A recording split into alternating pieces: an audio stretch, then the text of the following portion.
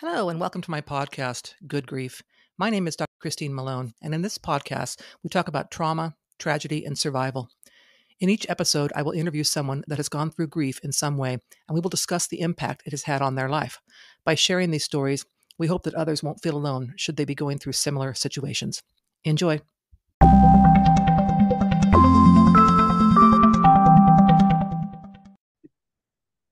Okay, listeners, thank you so much for joining us today. My guest is going to share his story about an accident that changed his life.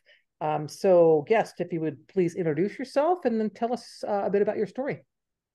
Thanks, Christine. My name's Mark Berridge. I live in Brisbane, Australia, and I'm a little over 50. I've got three beautiful children, pretty much adult children nowadays. Youngest is 16, and a beautiful wife, Lucy.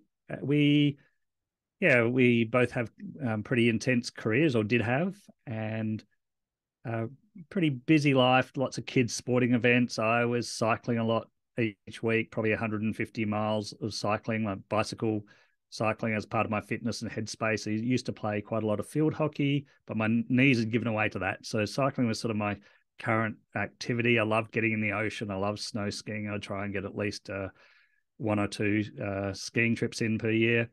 Even though in Australia we probably don't have the greatest ski fields in the world, it was still just like a lovely outlet to do with my family.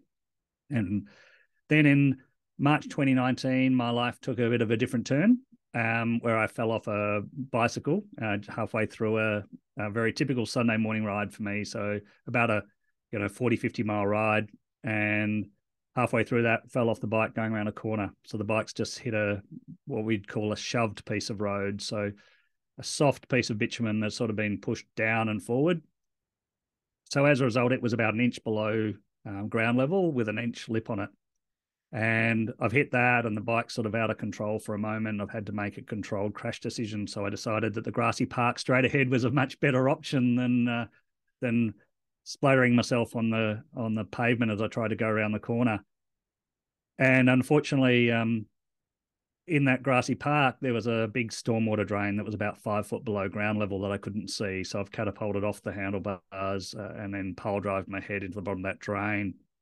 So that took away my breath, delivered enormous pain, and pretty tough time waiting for the ambulance and the paramedics to arrive. And it really changed the dynamic of that day. I was supposed to be flying to Salt Lake City actually for work that night. For a project I was working on, so flying from Brisbane, Australia to Salt Lake. And I was really, really looking forward to getting another sneaky ski trip in over the 2-week trip there. Like I'd been able to get out skiing on the weekends and stuff like that. And all of a sudden that looked extremely unlikely. Yeah, we have great skiing in Utah here. I'll say that for having been there myself. It's fantastic. So were you bicycling with other people? Or do you have somebody there who actually saw it all happen, so they were able to call for services right away? Yeah, really lucky. I had 8 guys with me, 2 physiotherapists or physical therapists, as you might say in the States, and 1 nurse. So probably that helped a little bit. But yeah, at that point in time, the first thing was just getting my breathing under control, because obviously didn't know the injuries that happened to me, but later on in hospital, I learned that I'd fractured 3 ribs, I'd fractured my left shoulder blade and my left wrist, but most materially, I'd crushed 2 of my vertebrae, 1 to 40% of its original height, and a big piece of my vertebrae had gone into that vertebra had gone into the spinal cord, compressing my spine to about 75% of its normal width size. So that really basically, I guess the body's so clever, it's contracted around basically the bottom of the lung. So the vertebra I crushed the worst is T12. So if you put your hand on your ribs and roll that around to the middle of your back, that's the level of my injury. So basically everything below that part of my body is now impacted to some degree. And basically that meant that all that part of my body just contracted, stopping my breathing. So really the first thing I had to do in the ditch was just work out, how I could calm myself down and slow down my breathing and find a way just to get things slightly back under control the things I could control at that point in time. Yeah. So how long were you in the hospital, and what kind of procedures did you need to have done while you were there? Yeah, so carted off to hospital, lots of scans, and about 3 hours later, we heard the results. And part of that briefing was that we had to have emergency surgery on my spine. If I didn't have that, there was no hope of walking again. So later that day, they inserted two 9-inch rods down the middle of my back. So if you imagine your sort of little finger, screws about the size of that, screwing those rods into my good vertebrae. And that's about the diameter of the rods that they sort of physically insert inside my body to hold me together for a year and give me a hope of walking again. And in total, that was a 7-week stint in hospital, but practically a year of full-time rehabilitation to learn to walk again. So went from the 7 weeks in residing in hospital to having another 3 months of full-time day hospital, working on two long days per week. Plus, I'd do other physical activity around that to just try and work on my walking and work on my mobility again. So, what were the original expectations from your care team? What did they say they thought you would be able to do or not be able to do? It's actually, sort of, to me, as a semi-funny story. Like, you're so shocked. You're really trying to, like, I was trying to remember what did I heard. And the thing that really shocked me the most was the comment about more than 50% of compression in your spinal cord, which is what I heard on that first day. And then when I actually had the rods taken out of my back, the surgeon that took them out, he said, "Where'd you get 50% from?" And I go, "I'm sure that's what I heard in the first day." And he goes, "Well, it's closer to 80." So I think probably that helped that maybe I didn't hear it quite as bad, or I don't remember it quite as bad as what it was. So I guess they told me that I had to have emergency surgery, that the chances of me, that they couldn't give any guidance on future mobility, but without that operation, obviously had no hope of walking again. And only once I come out of the operation could they tell. But so my memories are that 50% compression, and my memories are the picture I painted of myself based on what they told me about my mobility, which was most likely I was going to be someone with very, very limited mobility. So I think I always had the expectation I'd be able to walk a bit, but probably on some form of crutches and very short distances was the best that was the best version I could paint of what they'd told me I would have. But at the same time, I'm saying, how do I accept that outcome? But how do I aim for something more? What's the best I can get to? And I remember, I guess, being so impacted that I couldn't paint a picture of full recovery. There was no way I could do that. I could sort of paint this picture of how do I have, near to full recovery as being the best I could sort of find a way to positively picture myself out of that briefing. But I think one of the amusing bits is my wife's a lawyer. She never misses anything. And, for quite a while, and particularly as I started writing my book, I'm asking and saying, "Lucy, well, what do you remember that day?" And I never really got anything back. And it was only over a glass of wine with some neighbours about 2 years after the event, she finally fessed up that she was so impacted by what she'd heard, that she was just focused on not falling over and how she could push herself into the wall and slide around the corner and sit into the chair. So the only chair she could see. So I sort of forgive her for not being able to remember anything in those circumstances. So yeah, it was pretty. Yeah, it was a fair shock to us both. Yeah, I'm certain that as the spouse that was very traumatic for her as well. So I totally understand that. So it's been 4 years. 4 years. Yeah, a bit over So 4 years, 4.25 years. yeah, how are you doing today? Yeah, so I'm still not much good at getting off the floor. I'm someone that loves the ocean, but I've yet to brave putting my bum on a beach towel in the sand, because me getting off the ground in soft sand might make entertaining watching for people. So that you're getting on and off the floor is hard. Walking up and down stairs, particularly if I'm carrying any loads, hard. But generally life's pretty good. Like, I'm in a great spot. I can walk about half the speed I used to be able to walk. I can functionally do almost anything I want to do. There's still, things like getting back on the ski fields one day, and other things I'd love to do from just connect back to parts of me that I really valued, that I can put on the list for the future. But in general, yeah, I'm really quite fortunate in terms of where I got to through, hard work, good guidance, lots of kindness and love, and I guess being able to manage those, tougher moments, because anytime you go through something like this, you got those, obviously moments where you're going okay and moments where it's just a bit tougher. Yes, no, I understand that. So, having been so active prior to this injury, how have you kind of reimagined yourself, if you will, or identified yourself since then as someone who can't do quite as much as you used to do, but still find, you know, value and pleasure in life and so on?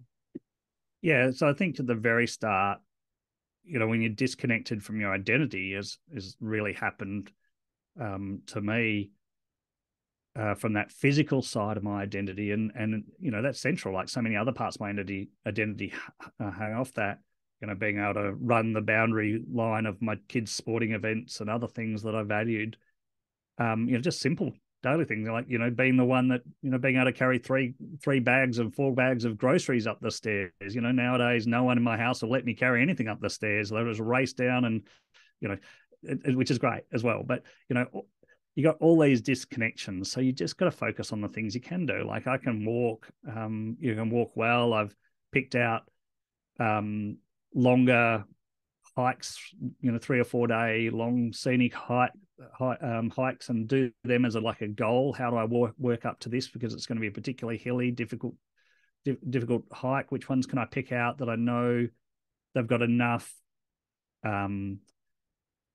flexibility in them that I can, if I'm not going that good physically, I can sort of adjust what I need to do, and get a plan B happening if I need to.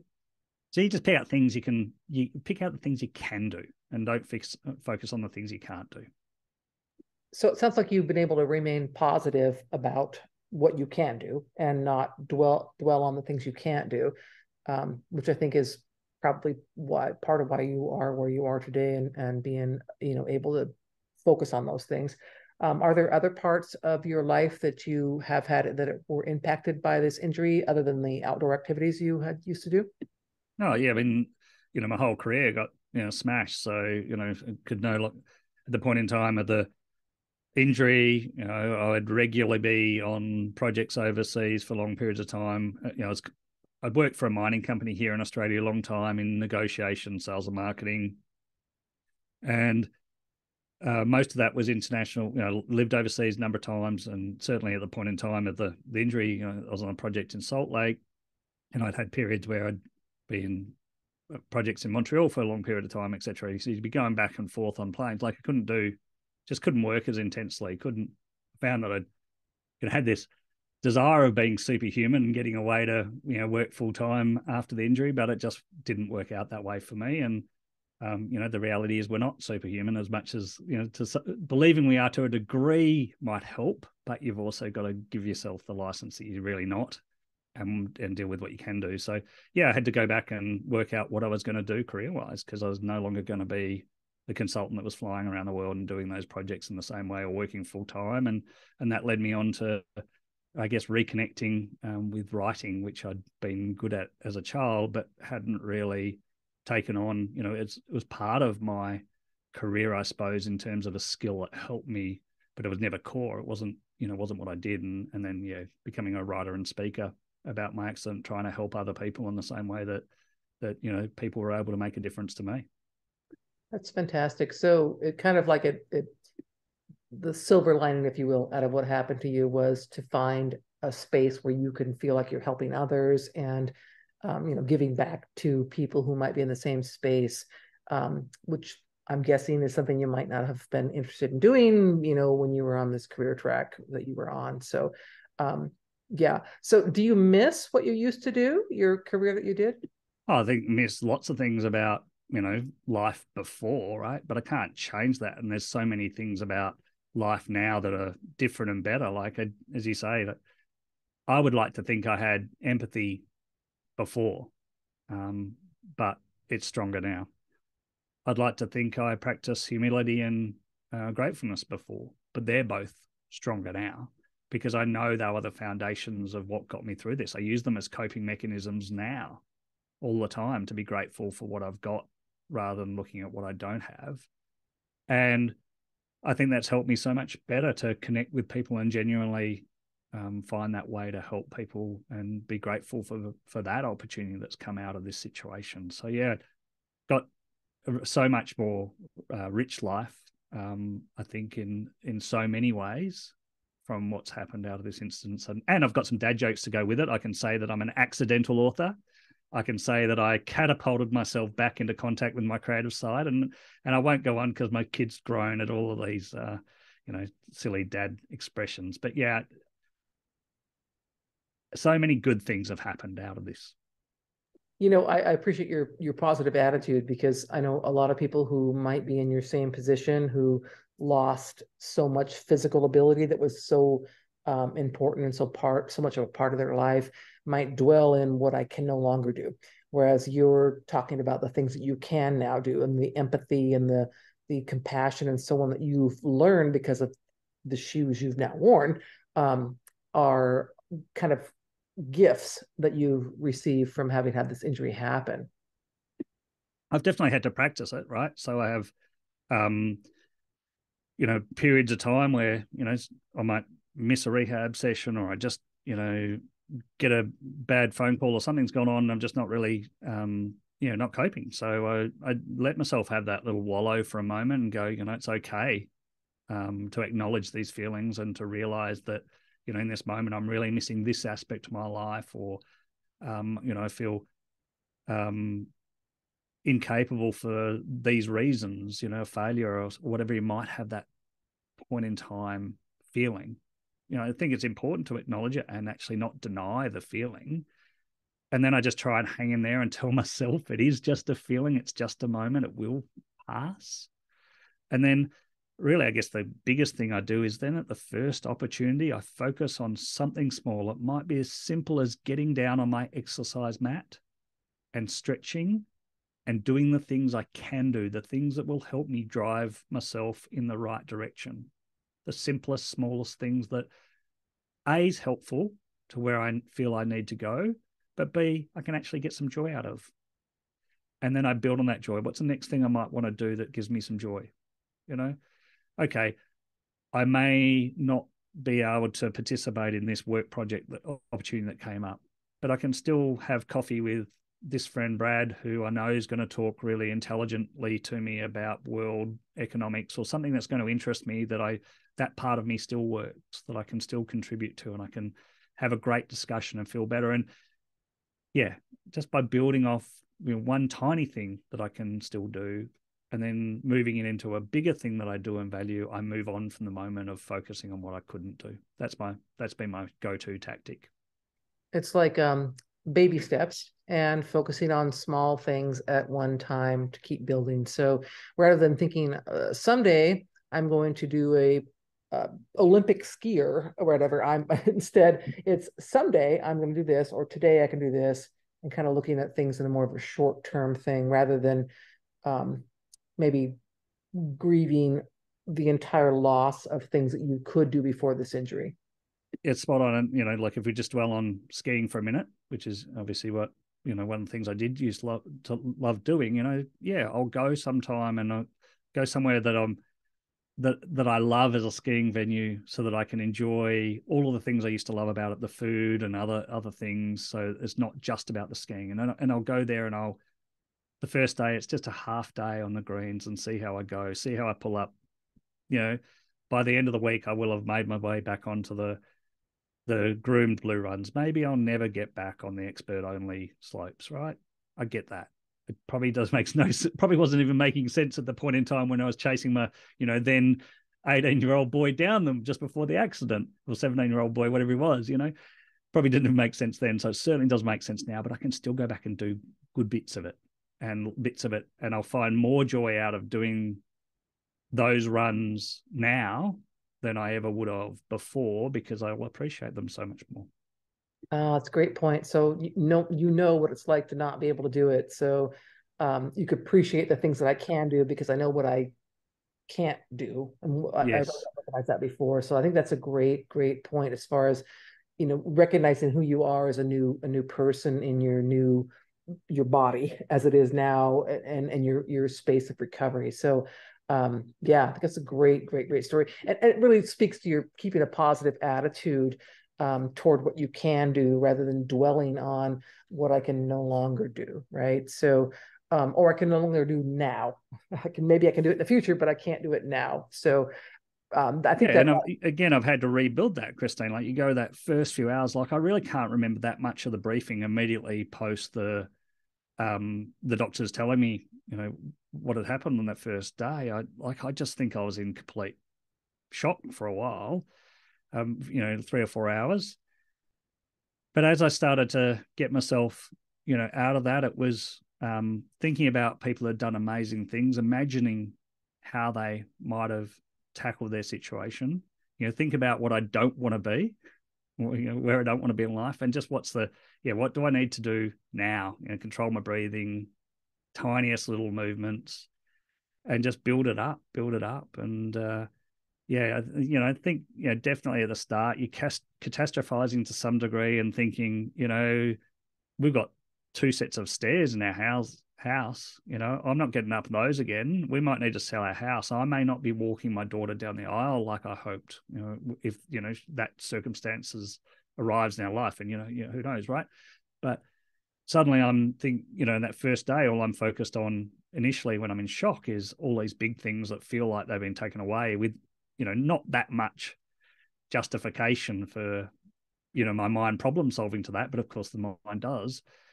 And then the way I got out of that was just bringing that right back to the smallest things. And what's the smallest things I can do now? What instruction do I need to take on from the medics? And what do I need to do next? How do I generate a bit of hope for myself and sustain that hope?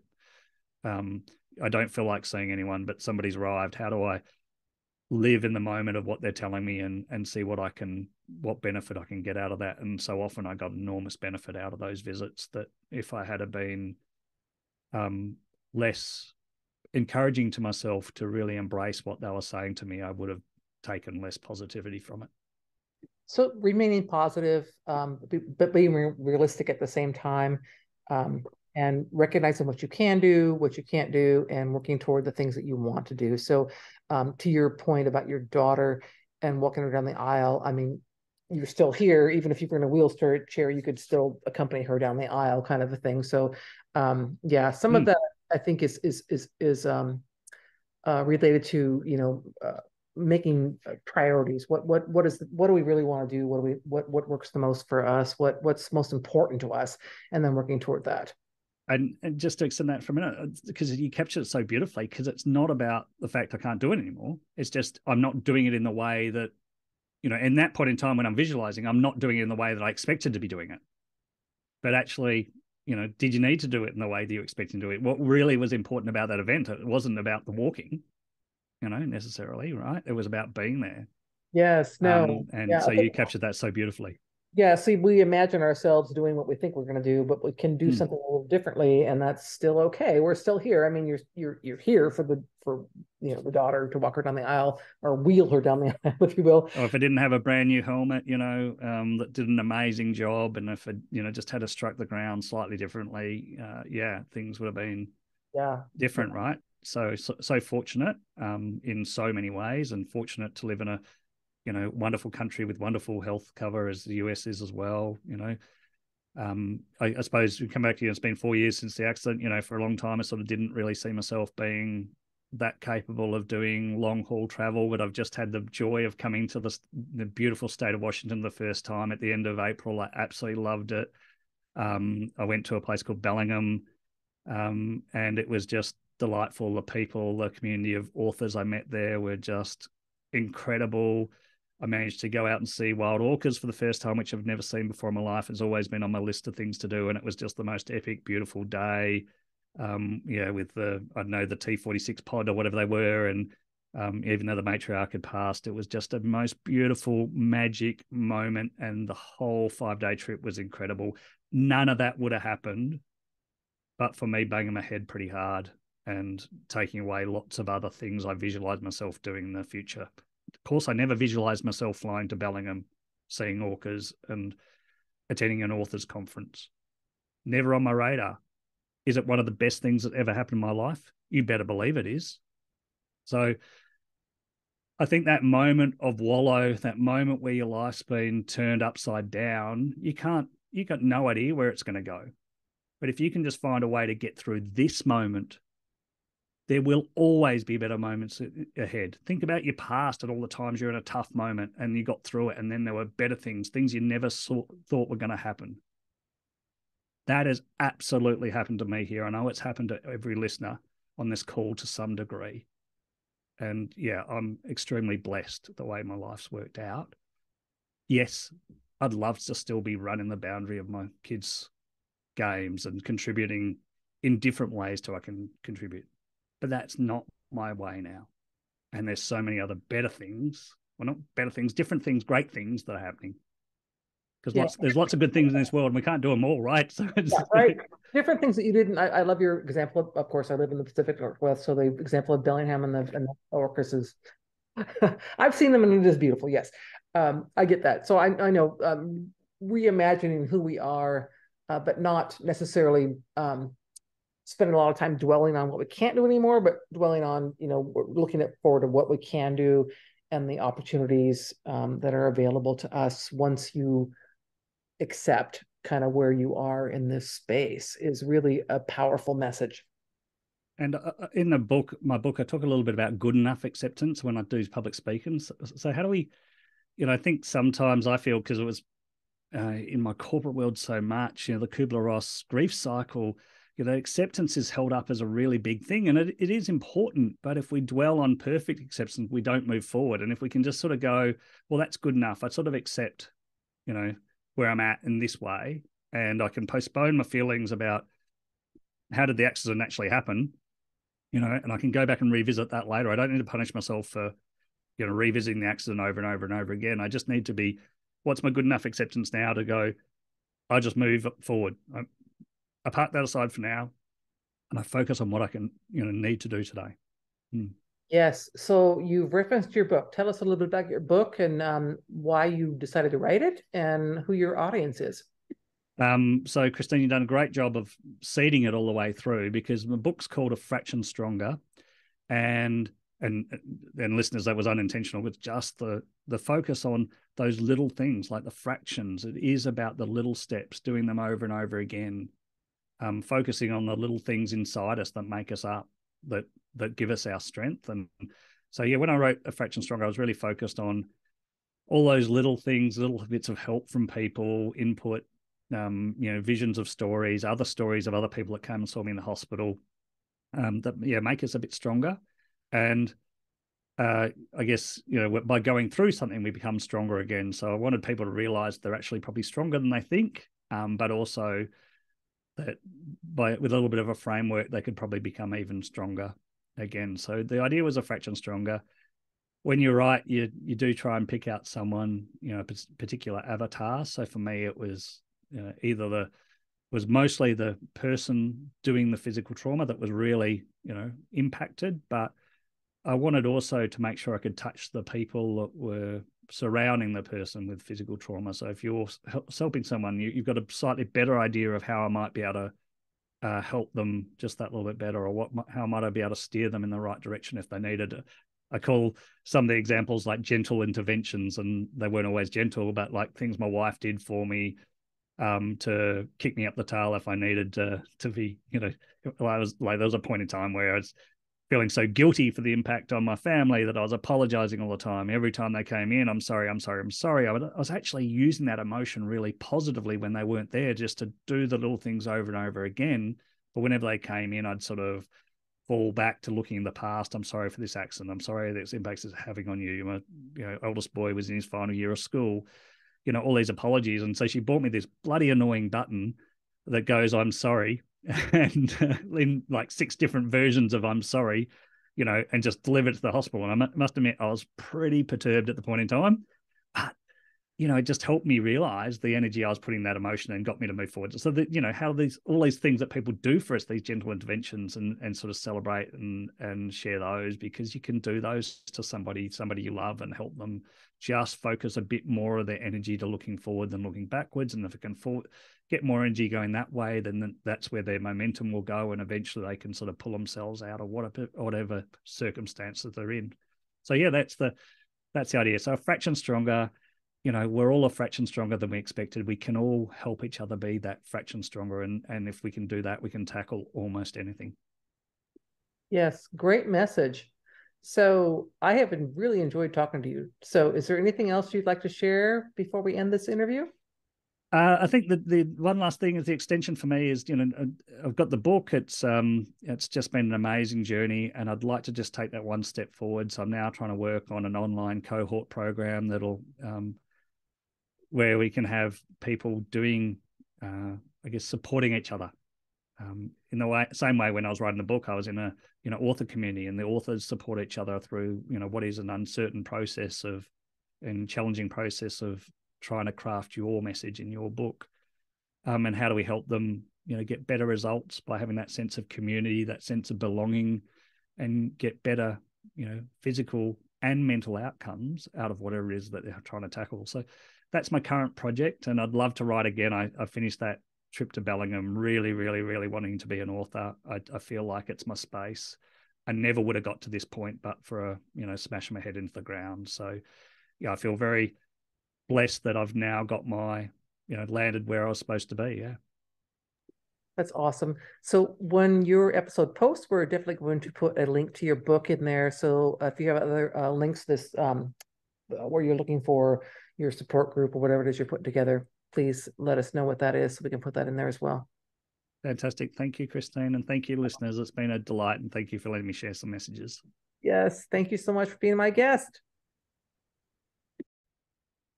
Thank you for listening to this episode of Good Grief. To hear more about my personal story, please pick up a copy of my book, The Day I Became the Spider Killer, a memoir of trauma, tragedy, and survival, available in paperback, Kindle, and Audible via Amazon, Barnes & Noble, and other online book retailers.